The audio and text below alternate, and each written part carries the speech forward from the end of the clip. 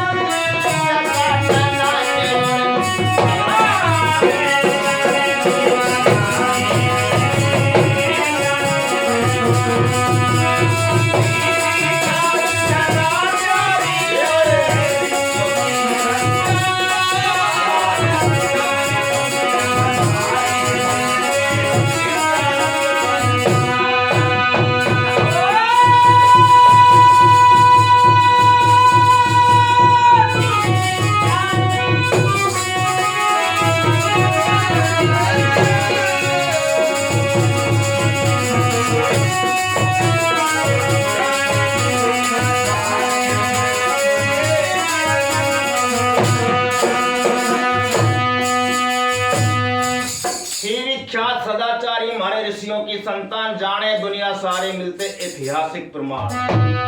राम और लक्ष्मण गए थे वन में संग जनक की जाई। जिस समय राम को वनवास मिला, राम लक्ष्मण और सीता पंचवटी पर रहने लगे। तो एक रोज रावण की बहन शूर्पणखा वहां घूमने के लिए आ गई। अब शूर्पणखा की निगाह राम के ऊपर गई। राम को देख करके शूर्पणखा आकर्षित हो गई और कहने लगी, आप मेरे से शादी कर लो। राम कहने लगा, मेरे पास मेरी पत्नी है, मैं तो एक ही पत्नी का व्रत रखता हूं, और हमारे वेद बताते हैं कि एक मनुष्य के पास एक ही स्त्री होनी चाहिए, तो मैं आपसे शादी नहीं कर सकता। हाँ, मेरा छोटा भाई लक्ष्मण है, आप उसके पास चली जाओ। अब वो लक्ष्मण के पास गई। जब लक्ष्मण के पास पहुंची तो लक्ष्मण ने उठ करके सबसे पहले माता जी प्रणाम, माता जी कह करके प्रणाम किया। अब शूर्पणखा कहने लगी, मेरा तेरा कोई संबंधी नहीं है, तो आपने मेरे को माँ कैसे कहा?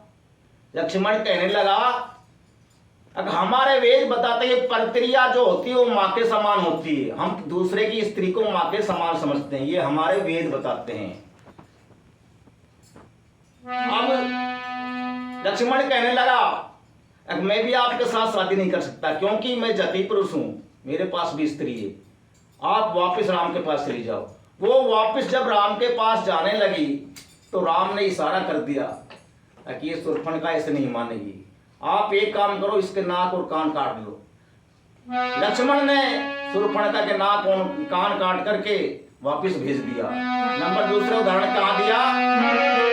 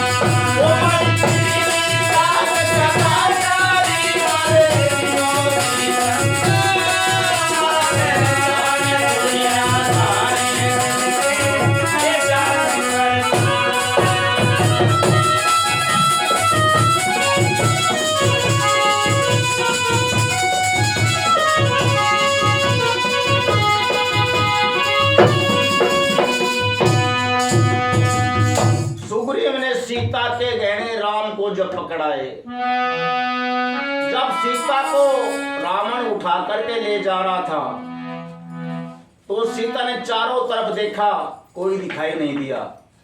सीता ने अपने जेवर कानों के कुंडल वहां पर डाल दिए। जब सुग्रीव की मित्रता हुई तो राम से सुग्रीव ने वो गहने दिखाए।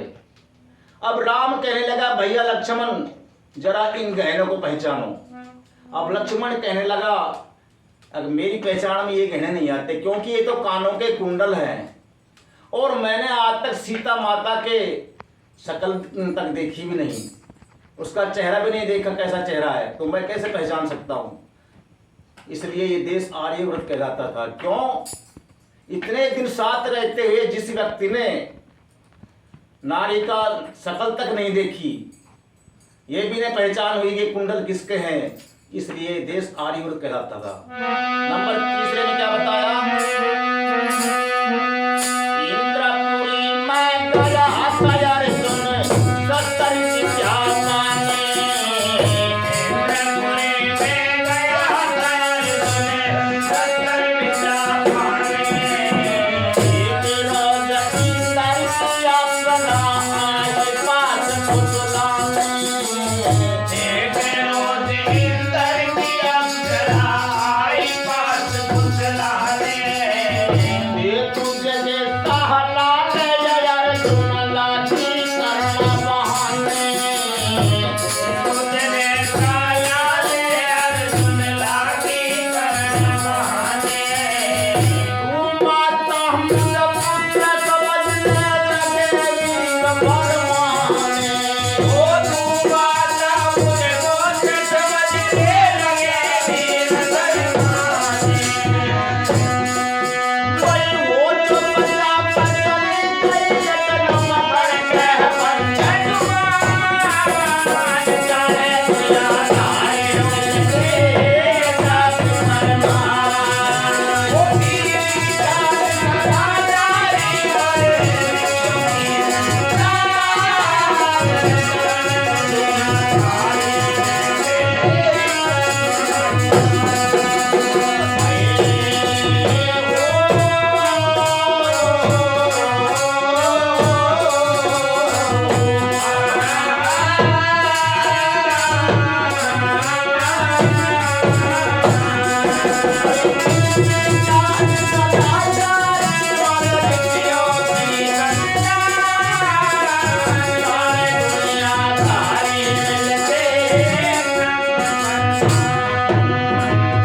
इंद्रपुरी में गया था ये अर्जुन शस्त्र विद्या पाने। जब ये इंद्रपुरी के अंदर अर्जुन शस्त्र विद्या प्राप्त करने के लिए गया तो एक रोज जो इंद्र की अप्सरा थी वो अर्जुन के पास आती है, कहने लगी, है अर्जुन मेरे को तेरा जैसा ही लड़का चाहिए, यानी अर्जुन के साथ रहना चाहती थी।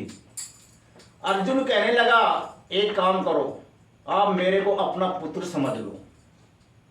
जब ये बात कही तो एकदम वो इंद्र की जो अप्सरा थी वो चुपचाप चली जाती है। कितना चरित्र था इस देश के नौजवान का, इसलिए ये देश आर्यव्रत कहलाता है। नंबर 4 में क्या बताया? औरंगजेब बजे लमाता बड़ी सब्जी सुरता दास। औरंगजेब बजे लमाता बड़ी सब्जी सुरता दास। गुले नार बंद सासुर के तन जोड़ा